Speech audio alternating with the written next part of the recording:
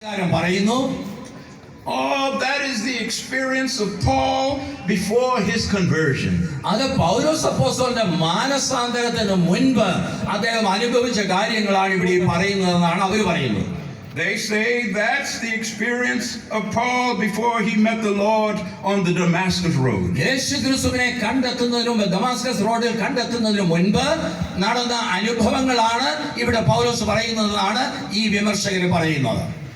But I submit to you this morning that even Christians feel this struggle of two desires. എന്നാൽ ഒരു സത്യം നമ്മൾ മനസ്സിലാക്കണം, സകല ക്രിസ്ത്യാനികളുടെയും ഉള്ളിൽ ഈ രണ്ട് സാഹചര്യങ്ങൾ തമ്മിലുള്ള വടംവലികൾ ഉണ്ട്.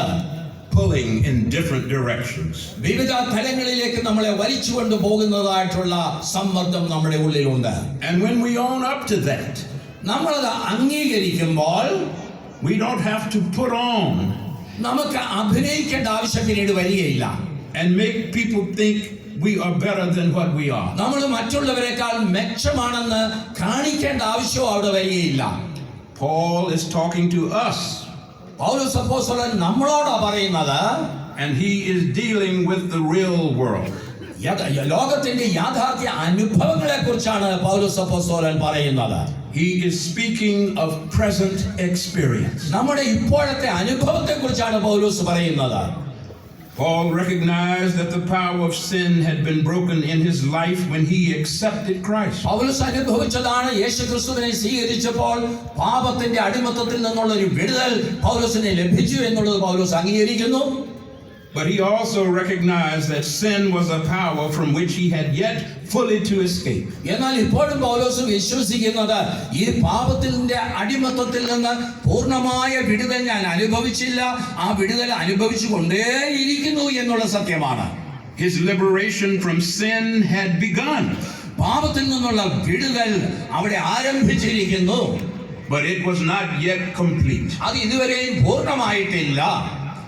As long as Paul was in his sinful flesh, ഈ പാപത്തിന് അധീനമായിട്ടുള്ള ശരീരത്തിൽ വസിക്കുന്നിടത്തോളം കാലം he had a daily battle with these two diverse impulses. ഈ രണ്ട് രീതിയിലുള്ളതായിട്ടുള്ള പ്രചോദനത്തിന്റെ മധ്യേ കടന്ന് പൗലോസ് ഇവിടെ ഉഴലുന്നതായിട്ടാണ് നമ്മൾ കാണുന്നത്.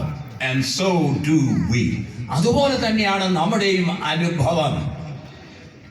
You say this is true even for Christians? ഇത് ക്രിസ്ത്യാനികളെ സംബന്ധിച്ച് ശരിയായ സംഗതിയാണോ? Yes. തീർച്ചയായിട്ടും ശരിയായ സംഗതി തന്നെയാണ്. The further you advance in the Christian life, you don't become less aware of your shortcomings. നമ്മൾ ക്രിസ്തീയ ജീവിതത്തിൽ വളരും തോറും നമ്മുടെ കുറവുകളെ കുറിച്ച് കൂടുതൽ ബോധ്യമുള്ളവരായി തീരുകയാണ്. You become more aware. നമ്മളെ കുറിച്ച് കൂടുതൽ അവബോധം നമുക്കുണ്ടാകുകയാണ്. It is the clarity of the gospel that makes us more conscious. സുവിശേഷത്തിന്റെ വെളിച്ചമാണ് നമുക്ക് ഈ വലിയ അവബോധം നൽകുന്നത്. More conscious of our continuing sinfulness and shortcomings. നമ്മുടെ ജീവിതത്തിന്റെ കുറവുകളെ കുറിച്ചും പാപത്തിന്റെ അടിമത്തത്തെ കുറിച്ചുമുള്ള അവബോധം തുടർന്ന് നമ്മുടെ ജീവിതത്തിൽ ലഭിക്കുന്നത് ഈ സുവിശേഷത്തിന്റെ വെളിച്ചത്തിലാണ്.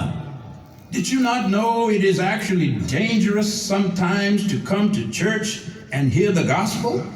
ഈ സുവിശേഷം നമ്മൾ കേൾക്കാൻ തക്കവണ്ണം ദേവാലയത്തിൽ നമ്മൾ കൂടി വരുന്നത് ചിലപ്പോൾ അപകടം ഉണ്ടാക്കുന്നതാണ് എന്ന് നിങ്ങൾക്ക് തോന്നിയിട്ടില്ലേ?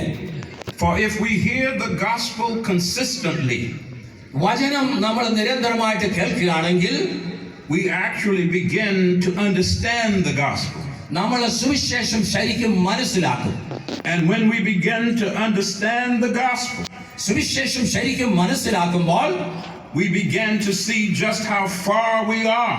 നമ്മൾ എന്തുമാത്രം ദൈവത്തിങ്കൽ നിന്ന് അകന്നു പോയിരിക്കുന്നു എന്നുള്ള സത്യവും നമ്മൾ മനസ്സിലാക്കും.